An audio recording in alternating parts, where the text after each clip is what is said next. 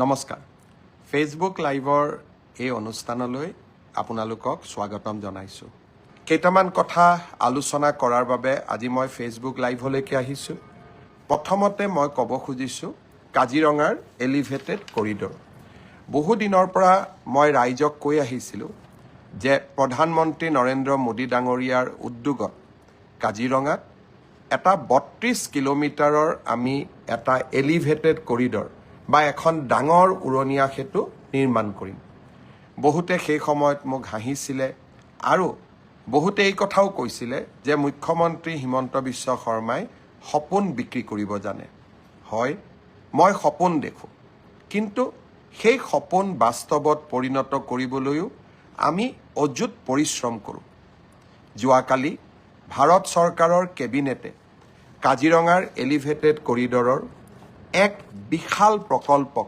অনুমোদন জনালে আপোনালোকক জনাবলৈ পাই মই ভাল পাম যে এই সমগ্ৰ প্ৰকল্পটো ৮৫ কিলোমিটাৰৰ দৈৰ্ঘ্যৰ হ'ব কলিয়াবৰৰ পৰা নুমলীগড়লৈ এই সমগ্ৰ ৰাস্তাচোৱা 4 লেন কৰা হ'ব অৰ্থাৎ আজি ইমান দিনে আমি দেখা পাইছিলোঁ যে কলিয়াবৰলৈকে 4 লেনৰ কাম হৈছে নুমলীগড়ৰ পৰা যোৰহাটলৈ 4 লেনৰ কাম হৈছে কিন্তু মাজৰ কলিয়াবৰৰ পৰা নুমলীগড় ৰাস্তাচোৱা আমাৰ 2 লেন আছিলে আৰু কাজিৰঙা অভয়াৰণ্য থকা বাবে তাক আমি সম্প্ৰসাৰণ কৰিব পৰা নাছিলোঁ এতিয়া কলিয়াবৰৰ পৰা ৮৫ কিলোমিটাৰৰ ৰাস্তা আমি 4 লেনিং কৰিম আৰু স্বাভাৱিকভাৱে কাজিৰঙা অভয়াৰণ্যৰ অঞ্চলটো যি 34.5 কিলোমিটাৰ হ'ব তাত এটা ডাঙৰ এলিভেটেড কৰিডৰ আমি নিৰ্মাণ কৰিম এই এলিভেটেড কৰিডৰ নিৰ্মাণ হোৱাৰ ফলত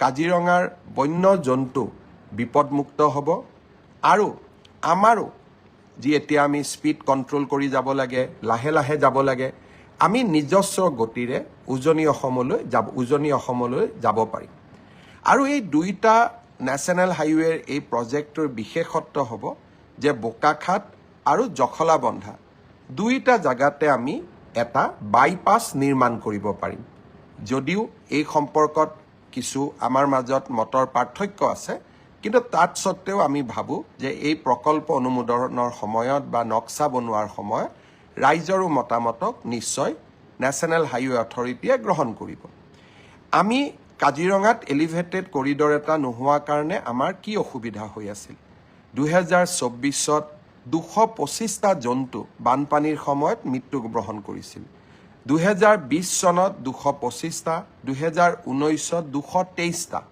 অৰ্থাৎ প্ৰতি বছৰে বানপানীৰ সময়ত এই ধৰণে বন্য জন্তুৰ মৃত্যু হৈছিল আৰু আমাৰ কাজিৰঙাৰ সেই সময়ত আমি বিভিন্ন ধৰণে গাড়ী মটৰ ডাইভাৰ্ট কৰিবলগীয়া হৈছিল এতিয়া আৰু সেই অসুবিধা নাথাকিব এই প্ৰকল্পৰ বাবে প্ৰধানমন্ত্ৰী নৰেন্দ্ৰ মোদী ডাঙৰীয়াই 6,957 কোটি টকা অনুমোদন কৰিছে মই অসমবাসী ৰাইজৰ হৈ প্ৰধানমন্ত্ৰী ডাঙৰীয়াক পুনৰ এবাৰ ধন্যবাদ জনাইছোঁ এই বছৰ প্ৰধানমন্ত্ৰী ডাঙৰীয়াই আমাক 5টা বৃহৎ প্ৰকল্প দিলে নামৰূপৰ ফাৰ্টিলাইজাৰ যি আমাৰ কোম্পানী আছিল ব্ৰহ্মপুত্ৰ ভেলী ফাৰ্টিলাইজাৰ কৰ্পোৰেশ্যন তাক সম্প্ৰসাৰণ কৰি 12 লাখ মেট্ৰিক টনৰ বাবে এটা নতুন সাৰ কাৰখানা নিৰ্মাণৰ অনুমোদন দিলে 12,000 কোটি টকা গুৱাহাটী ৰিং ৰোড কৰোৱা নাৰেংগীৰ দলং 7,000 কোটি টকা অসমত এখন ইণ্ডিয়ান ইনষ্টিটিউট অৱ মেনেজমেণ্টৰ অনুমোদন দিলে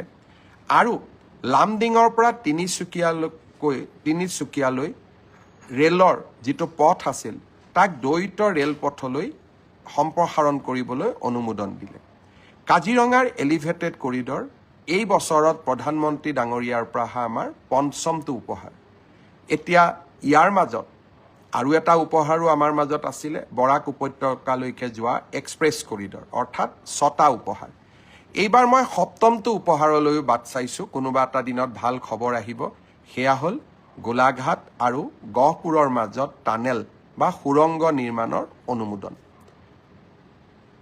এই কাজিৰঙা এলিভেটেড কৰিডৰৰ সমান্তৰালভাৱে মই আৰু এটা ভাল খবৰ মাজুলীবাসী ৰাইজক জনাব খুজিছোঁ অৱশেষত মাজুলী অৰ্থাৎ কমলাবাৰী নিমাতী ঘাটৰ ওপৰত নিৰ্মাণৰত দলঙৰ টেণ্ডাৰ প্ৰক্ৰিয়া সমাপ্ত হ'ল আৰু ইতিমধ্যে মাজুলীত দলং নিৰ্মাণ কৰি থকা প্ৰতিষ্ঠানটোৱে এই নতুন দলং নিৰ্মাণৰ বাবে দায়িত্ব পাবলৈ সক্ষম হৈছে।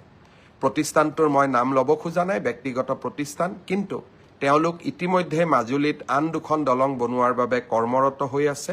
সেয়েহে মাজুলীৰ ৰাইজে নিশ্চয় অহা দুমাহমানৰ ভিতৰতেই দলঙৰ কাম নতুনকৈ নিৰ্মাণ হোৱা দেখা পাব আৰু তেওঁলোকে ছাইট আদিও অহা এমাহৰ ভিতৰতে গ্ৰহণ কৰিব বা ছাইট আদিৰ দায়িত্ব ল'ব।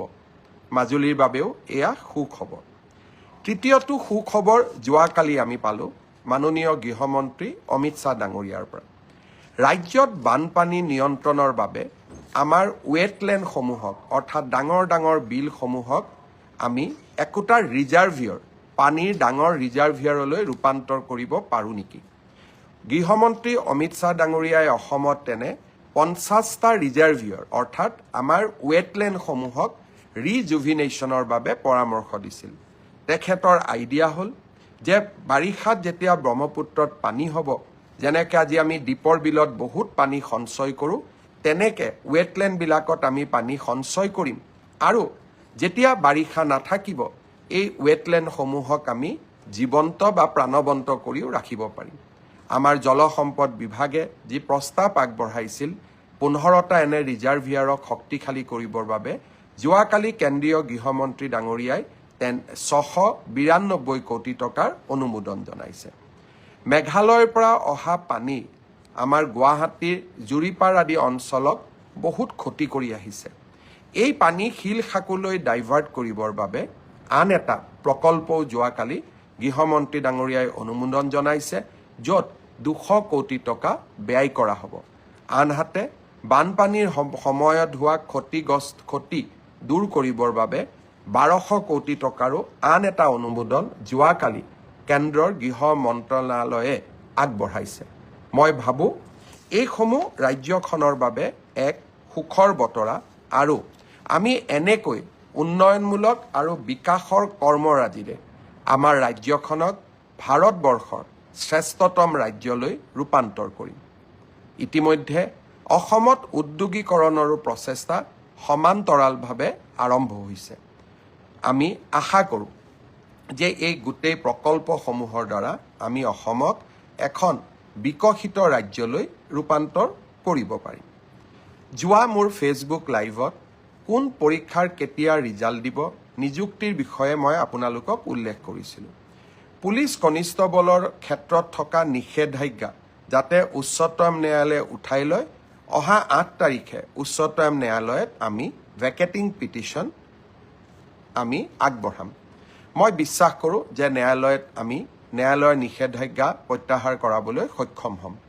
যোৱা ফেচবুক লাইভত কোৱা মতে নিৰ্দিষ্ট দিনত এতিয়া পৰীক্ষাৰ ফলাফলসমূহ ঘোষণাৰ প্ৰক্ৰিয়া আৰম্ভ হ'ব।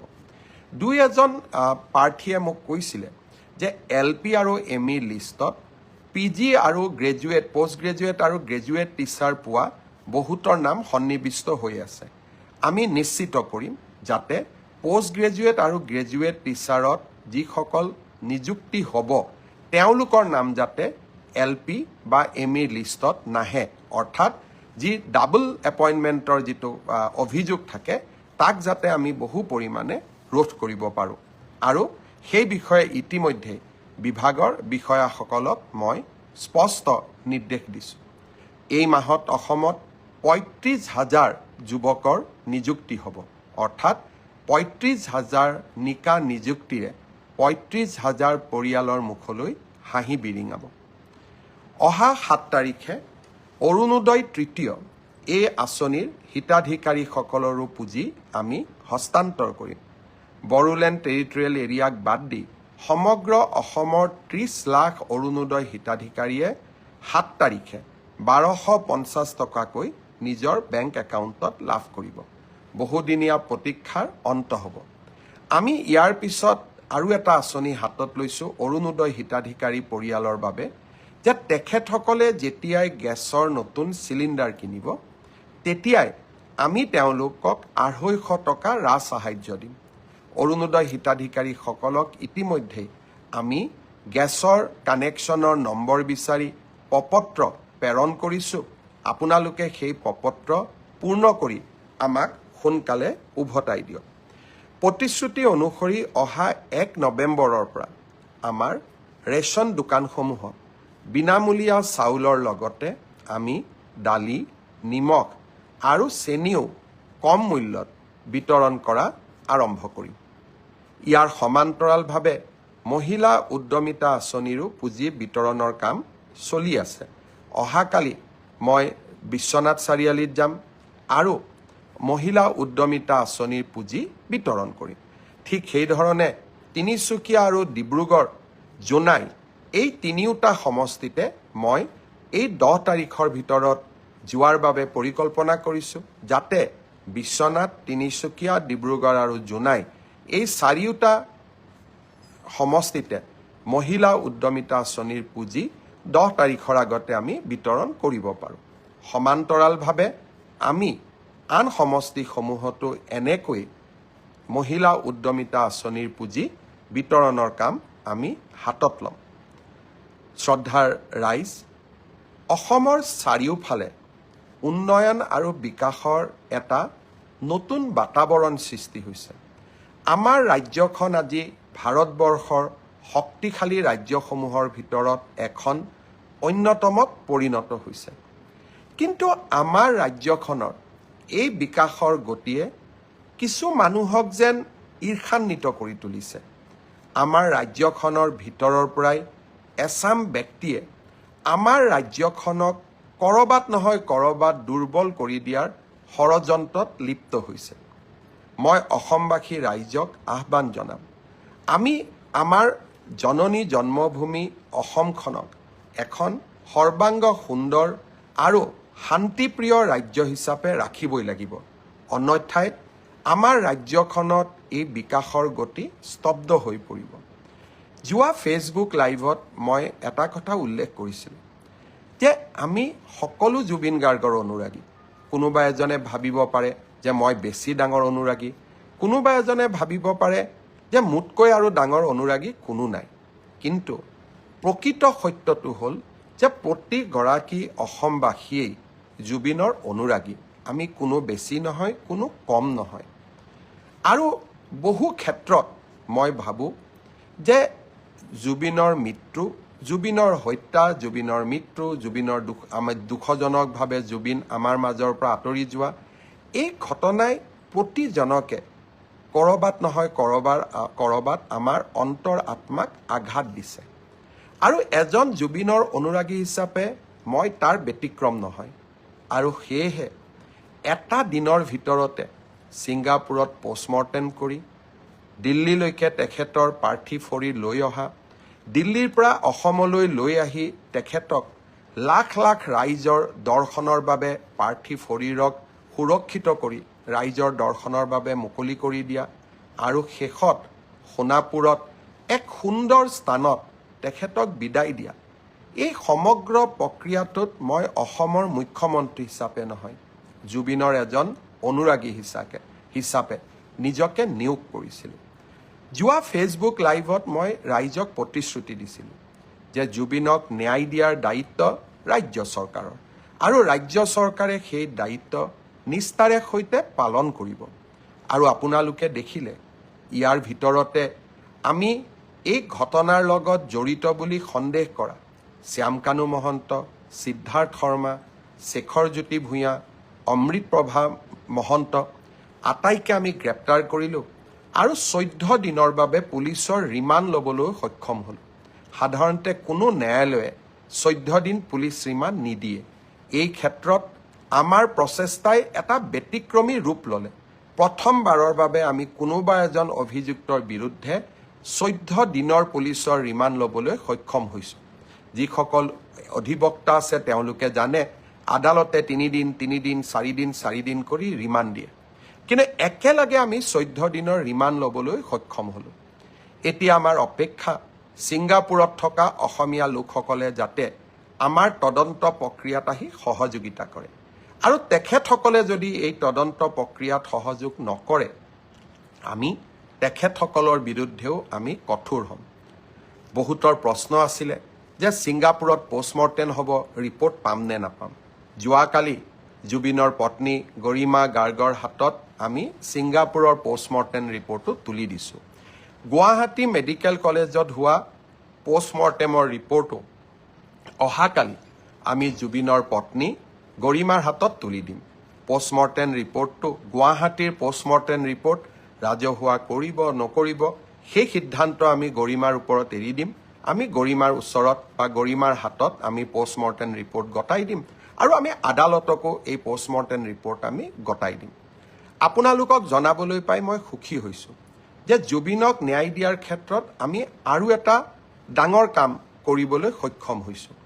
ন্যায়িক তদন্ত প্ৰথমবাৰৰ বাবে গুৱাহাটী উচ্চ ন্যায়ালয়ৰ মাননীয় মুখ্য ন্যায়াধীশগৰাকীক আমি আহ্বান জনাইছিলোঁ যে জুবিন গাৰ্গৰ মৃত্যুৰ তদন্ত কৰিবলৈ এখন জুডিচিয়েল কমিশ্যন ন্যায়িক আয়োগ গঠন কৰিব লাগে আৰু এই ন্যায়িক আয়োগত ৰিটায়াৰ্ড জাজ নহয়, অৱসৰপ্ৰাপ্ত ন্যায়াধীশ নহয়, হাইকোৰ্টৰ বৰ্তমান ন্যায়াধীশ এজনক নিযুক্তি দিব লাগে। আমাৰ অনুৰোধত মাননীয় উচ্চ ন্যায়ালয়ৰ মুখ্য ন্যায়াধীশ ডাঙৰীয়াই এজন বিচাৰপতি জাষ্টিছ সৌমিত্ৰ শইকীয়াক এই আয়োগখনৰ অধ্যক্ষতা কৰিবলৈ অনুমোদন জনাইছে। যিসকল লোকে এই বিষয়ত দৃষ্টি ৰাখে তেওঁলোকে নিজেই জানে যে হাইকোৰ্টৰ চিটিং জাজে জুডিচিয়েল কমিশ্যন হেড কৰা আমাৰ ৰাজ্যত ক'ৰবাত আগত এবাৰ বা দুবাৰ হ'ব পাৰে, কিন্তু ই স্বাভাৱিক নহয়। অহাকালি আমি জাষ্টিছ সৌমিত্ৰ শইকীয়া আয়োগ গঠন কৰিম। মই গুৱাহাটী উচ্চ ন্যায়ালয়ৰ মাননীয় মুখ্য ন্যায়াধীশ ডাঙৰীয়াক ধন্যবাদ জনাইছোঁ। আৰু এতিয়া যিসকলে ইউটিউব, ফেচবুক, টুইটাৰত জুবিনৰ হত্যাৰ বিষয়ে বিভিন্ন তথ্য দাঙি ধৰিছিল, এতিয়া তেওঁলোকৰ দায়িত্ব হ'ব যে তেওঁলোকে এই ন্যায়িক আয়োগৰ সন্মুখলৈ গৈ শপতনামা দাখিল কৰা। ক'ৰবাত ফেচবুকত লাইক, ইনষ্টাগ্ৰামত ফলোৱাৰ গোটাবলৈ জুবিনৰ অনুৰাগী হোৱা আৰু ন্যায়িক আয়োগক এতিয়া গৈ সহযোগিতা কৰা। আমি নিশ্চিতভাৱে সেইসকলৰ প্ৰতি লক্ষ্য ৰাখিম যিসকলে ফেচবুক আৰু ইনষ্টাগ্ৰামত বিভিন্ন কথা ক'লে। এতিয়া তেওঁলোকে ন্যায়িক আয়োগৰ আগত শপতনামা দাখিল কৰাৰ দায়িত্ব পালন কৰিবনে নাই। নাও the ball will be in there court. তেওঁলোকে এতিয়া ইয়াক কেনেকৈ ব্যৱহাৰ কৰে তাৰ পৰাই আমি প্ৰমাণ পাম যে কোন আচলতে কিমান জুবিনৰ অনুৰাগী। শ্ৰদ্ধা ৰাইজ, মই আপোনালোকক এটা পুৰণা কথালৈ মনত পেলাম। 13/8/2020 তাৰিখে গুৱাহাটী মহানগৰীৰ মাজমজিয়া জুবিনক 4জন যুৱকে আক্ৰমণ কৰিছিল। তেতিয়া জুবিনে কৰোনাৰ সময়ত ষ্টুডিঅ'ত যোৱাৰ সময়ত জুবিন সেই আক্ৰমণৰ বলি হৈছিল। পুলিচ তদন্ত হৈছিল, পিছত কি হৈছিল কি নাই হোৱা সেই বিষয়ে মই নকওঁ। কিন্তু সেই সময়ত জুবিনক এই আক্ৰমণৰ গৰিহণা বা সমালোচনা ৰাজনীতি কৰা মানুহসকলে কৰা নাছিল। কা আন্দোলনৰ সময়ত জুবিনে আমাক বিৰোধিতা কৰিছিল, কিন্তু সেই সময়তো এই ঘটনাৰ নিন্দা কৰি মই দিয়া দীঘলীয়া টিভিৰ ইণ্টাৰভিউ এটা মই ফেচবুকত আপলোড কৰিম। আপোনালোকে শুনিব আৰু তেতিয়া আপোনালোকে গম পাব যে আৰু সেইকাৰণেই সেই সময়ত জুবিনৰ জীৱিত অৱস্থাত জুবিনৰ নিৰাপত্তা আৰু জুবিনক এক প্ৰকাৰ কেনেকৈ অসমীয়াই সন্মান জনাব লাগে সেই বিষয়ে মোৰ আগবঢ়োৱা বক্তব্য আপোনালোকে মই আপলোড কৰা ভিডিঅ'টোৰ পৰা চাই বুজিব পাৰিব। এতিয়া প্ৰশ্ন হৈছে যে জুবিনৰ হত্যাৰ বা জুবিনৰ মৃত্যুৰ তদন্তক বিপথে পৰিচালিত কৰিবৰ বাবে আমাৰ মাজত কিছুমানে প্ৰচেষ্টা চলাইছে নেকি? জুবিনৰ মৃত্যুৰ সুযোগ লৈ সিদিনাখন গুৱাহাটী মহানগৰীত এক প্ৰকাৰ যি পৰিৱেশ সৃষ্টি কৰি দিয়া হৈছিল, সেই পৰিৱেশৰ আঁৰত কোনবোৰ ব্যক্তি আছিল? মই ৰাইজক আকৌ এবাৰ ক'ম, চৰকাৰখনক আপোনালোকে বেয়া পাব পাৰে। আমি আপোনালোকৰ কিছুমানৰ ঘৰ এভিকশ্যন কৰিছোঁ, আপোনালোকে আমাক বেয়া পায়। কিন্তু এভিকশ্যনৰ প্ৰতিশোধ ল'বলৈ জুবিনক আপোনালোকে ঢাল হিচাপে ব্যৱহাৰ নকৰিব। জীৱনকালত কোনটো জাগাত আপোনালোকে জুবিনক সংগীত অনুষ্ঠান পৰিৱেশনৰ কাৰণে মাতিছিল? বাংলাদেশৰ পৰা মমতাজক লৈ অহা কেইবাটাও উদাহৰণ আছে, কিন্তু আপোনালোকৰ অঞ্চলবিলাকত গৈ জুবিনে সংগীত অনুষ্ঠানো পৰিৱেশন কৰিব পৰা নাছিল। জুবিনৰ মৃত্যুৰ পিছত আপোনালোকে কেনেকৈ জুবিনৰ অনুৰাগী হৈ পৰিলে? হিমন্ত বিশ্ব শৰ্মাৰ ওপৰত আপোনালোকে প্ৰতিশোধ ল'ব লাগে। মোৰ ওপৰত আপোনালোকে প্ৰতিশোধ লওক, কিন্তু সেই প্ৰতিশোধ বা সেই মই কিয় এভিকশ্যন কৰিছোঁ তাৰ প্ৰতিশোধ আপোনালোকে জুবিনৰ নাম লৈ নকৰিব। ৰাজনীতি আমিও কৰোঁ, আমিও বুজি পাওঁ। আপোনালোকে যদি জুবিনক ইমানেই মৰম কৰিছিল, জীৱনকালত জুবিনৰ মমতাজৰ পৰিৱৰ্তে জুবিন গাৰ্গক কিয় মতা নাছিল অনুষ্ঠান পৰিৱেশনৰ কাৰণে? আৰু 2020 চনত 13 তাৰিখে যেতিয়া জুবিনৰ ওপৰত আক্ৰমণ হৈছিল, তেতিয়াতো আপোনালোকে ফেচবুকত লিখা নাছিলে। আজি এভিকশ্যনত বিজেপিয়ে আপোনালোকক এভিকশ্যন কৰিছে। বিজেপিৰ ওপৰত প্ৰতিশোধ ল'ব লাগে। আৰু তাৰ কাৰণে আপোনালোকে জুবিনৰ দুখজনক মৃত্যুক এডাল অস্ত্ৰ হিচাপে ব্যৱহাৰ কৰিব, তাক কেতিয়াও আমি মানি ল'ব নোৱাৰোঁ। শ্ৰদ্ধাৰ ৰাইজ, কোনবোৰ ব্যক্তি আজি সক্ৰিয় হৈ আছে? আপোনালোকে এই ফটোখন চাওক। বিমানবন্দৰত যেতিয়া আমি শ্যাম কানু মহন্তক গ্ৰেপ্তাৰ কৰি লৈ আহিছিলোঁ, এইখন আছিল তেখেতৰ প্ৰকৃত ছবি। কিন্তু চৰকাৰখনক বিপদত পেলাবৰ বাবে আৰ্টিফিচিয়েল ইণ্টেলিজেঞ্চ AI প্ৰয়োগ কৰি হাঁহি থকা শ্যাম কানু মহন্তক ৰাইজৰ সন্মুখলৈ লৈ অহা হ'ল। দুইখন ফটো, এইখন ফটো অৰিজিনেল, এইখন ফটো ডুপ্লিকেট। এই কামবোৰ কিয় কৰি আছে? জুবিনক ন্যায় দিবৰ বাবে? জুবিনক ন্যায় দিয়াৰ বাবে আপোনালোকে এনেকৈ ফটোশ্বপ কৰিবলগীয়া হৈছে, ভুৱা ফটো বনাবলগীয়া হৈছে। হাঁহি থকা ফটো এখন আপোনালোকে বনাই দিলে, কিন্তু প্ৰকৃত ফটো আছিল এইখন। ই কি প্ৰমাণ কৰিছে? তাৰমানে আজি এটা চক্ৰ প্ৰতিটো পৰ্যায়তে একোটা ষড়যন্ত্ৰৰ আকাৰ দি জুবিনক ন্যায় দিয়াৰ প্ৰক্ৰিয়াক এটা অসম চৰকাৰ বিৰোধী অৱস্থানলৈ ৰূপান্তৰ কৰাৰ বাবে প্ৰচেষ্টা কৰিছে।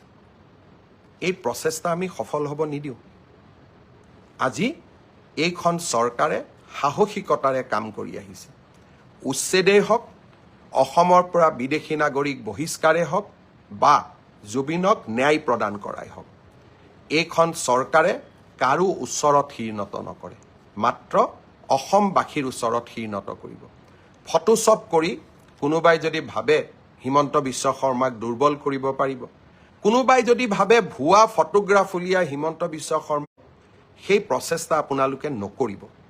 মই আকৌ এবাৰ আপোনালোকক অনুৰোধ কৰিম, মই আজি ফেচবুকৰ পিছত মই 2020 চনত জুবিনৰ বিষয়ে কোৱা কথাকেইটা এবাৰ আপোনালোকে শুনি ল'ব। তেতিয়া আপোনালোকে বুজি পাব যে আমি সকলো জুবিনৰ অনুৰাগী। শ্ৰদ্ধাৰ ৰাইজ, কেতিয়াবা কাকতলীয়া সংযোগ হয়, কেতিয়াবা ডেলিভাৰেড হয়। যোৱা কালিৰ পৰা এখন নতুন নাটক আৰম্ভ কৰা হৈছে। শ্যাম কানু মহন্ত উচ্চতম ন্যায়ালয়ত কেনেকৈ যাব পাৰে? কোনোবা উচ্চতম ন্যায়ালয়ত যাব খুজিলে তাক কোনেও ৰখাব নোৱাৰে, কাৰণ সমগ্ৰ বিশ্বৰ পৰাই আজিকালি ইণ্টাৰনেটৰ জৰিয়তে উচ্চতম ন্যায়ালয়ত কোনোবাই আবেদন কৰিব পাৰে। ন্যায় বিচৰাৰ অধিকাৰ সকলোৰে আছে। মই মুখ্যমন্ত্ৰী এগৰাকীয়ে কেনেকৈ মানুহক বাধা দি ৰাখিম যে আপোনালোক উচ্চতম ন্যায়ালয়ত নাযাব? কিন্তু উচ্চতম ন্যায়ালয়ত শ্যাম কানু মহন্তই কি আবেদন কৰিলে? যে অসম পুলিচৰ ওপৰত মোৰ বিশ্বাস নাই, SITৰ ওপৰত মোৰ বিশ্বাস নাই, ৰাজ্যখনৰ টপ এক্সিকিউটিভ অৰ্থাৎ মুখ্যমন্ত্ৰীৰ ওপৰত মোক বিশ্বাস নাই। মোক কাক লাগে? মোক CBIক লাগে। এই কথাখিনিয়ে যোৱা 5 দিন আগৰ পৰা কোনে কৈ আহিছে? অখিল গগৈ ডাঙৰীয়াই মোক লিখিতভাৱে জনাইছে যে অসম পুলিচৰ ওপৰত মোৰ আস্থা নাই, মুখ্যমন্ত্ৰীৰ ওপৰত মোৰ আস্থা নাই, CBIত এই তদন্ত দিব লাগে।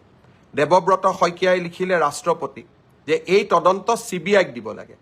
আৰু এতিয়া শ্যাম কানু মহন্তই লিখিলে যে এই তদন্ত CBIক দিব লাগে।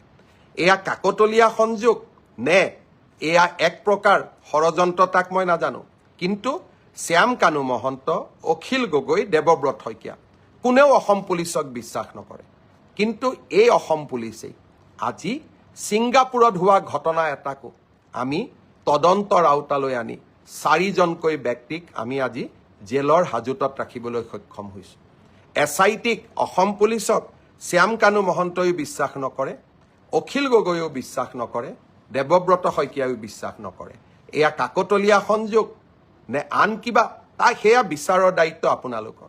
কিন্তু এই অসম পুলিচে অসমত গড় হত্যা ৰোধ কৰিছে, এই অসম পুলিচে সন্ত্ৰাসৰ বিৰুদ্ধে অসমক জয়লাভ কৰোৱাইছে আৰু এই অসম পুলিচে জুবিনৰ ন্যায়ৰ বাবে আমি সকলো কাম কৰিম এই কেইটা দিনত কেইজনমান ব্যক্তিয়ে অসম পুলিচে ক'ত ভুল কৰিছে তাক লিখিব আৰম্ভ কৰিছে তাৰ মানে ইনডাইৰেক্টলি তেওঁলোকে শ্যাম কানু মহন্ত আৰু সিদ্ধাৰ্থ শৰ্মাক বুজাইছে যে এই কেইটা পইণ্ট লৈ আপোনালোকে আদালতৰ ওচৰলৈ যাওক এই কুচকাৱাজবিলাক আপোনালোকে কিয় কৰি আছে আপোনালোকে জুবিনৰ মৃত্যুৰ তদন্ত বিচাৰিছে নে নাই জুবিনক ন্যায় দিয়াটো বিচাৰিছে নে নাই মোৰ সন্দেহ থাকি গৈছে মই আশা কৰিম আপোনালোকে চৰকাৰখনক সহযোগিতা কৰক আৰু এতিয়া জুডিচিয়েল কমিশ্যনো আমি গঠন কৰিলোঁ ন্যায়িক তদন্ত কোনে ন্যায়িক তদন্ত কৰিব গুৱাহাটী উচ্চ ন্যায়ালয়ৰ এজন চিটিং জাজ জাষ্টিছ সৌমিত্ৰ শইকীয়া তেওঁক আপোনালোকে সহায় কৰক অসমখনক 2026ত নিৰ্বাচন হ'ব আপোনালোকে বিজেপিক হৰুৱাব খোজে বেলেগ ইছ্যু লওক ৰাস্তা হোৱা নাই কাজিৰঙাত কৰিডৰৰ কথা কৈছিল কৰিডৰ হোৱা নাই নামৰু ফাৰ্টিলাইজাৰ খুলিম বুলি কৈছিল খোলা নাই দলং বনাম বুলি কৈছিল বনোৱা নাই চাকৰি দিম বুলি কৈছিল দিয়া নাই লোন দিম বুলি কৈছিল দিয়া নাই জুবিনৰ মৃত্যুক লৈ নিকৃষ্ট ষড়যন্ত্ৰ নকৰিব আৰু এটা কথা মই আপোনালোকক কৈ দিওঁ এভিকশ্যন চলি থাকিব আপোনালোকে যদি ভাবিছে যে আপোনালোকে এনেবোৰ আশ্ৰয় লৈ এভিকশ্যনৰ পৰা আঁতৰি যাব খুজিব তাক আপোনালোকে কেতিয়াও মানি ল'ব নোৱাৰিব কাৰণ আমি আমাৰ জাতি মাটি ভেটি সুৰক্ষাৰ স্বাৰ্থত আমি অটল হৈ থাকিম আৰু আপোনালোকে মোক কেতিয়াও ডাইভাৰ্ট কৰিব নোৱাৰিব আৰু মই ডাইভাৰ্ট নহওঁ মই জুবিনকো ন্যায় দিম আৰু অসমৰ জাতি মাটি ভেটি ৰক্ষাৰ বাবেও মই অক্লান্ত সংগ্ৰামত নিয়োজিত হৈ থাকিম আপোনালোকক মই প্ৰত্যাহ্বান জনালোঁ চেলেঞ্জ কৰিলোঁ আপোনালোকে আপোনালোকৰ নিকৃষ্ট খেলখন খেলি থাকক অসমবাসী ৰাইজৰ অজস্ৰ আশীৰ্বাদ মোৰ মূৰৰ ওপৰত আছে মা কামাখ্যা মহাপুৰুষ শ্ৰীমন্ত শংকৰদেৱৰ আশীৰ্বাদেৰে আমি অসমখনৰ জাতি মাটি ভেটি ৰক্ষা কৰিম এভিকশ্যন চলি থাকিব বিকাশৰ কৰ্মযজ্ঞ চলি থাকিব আৰু জুবিনক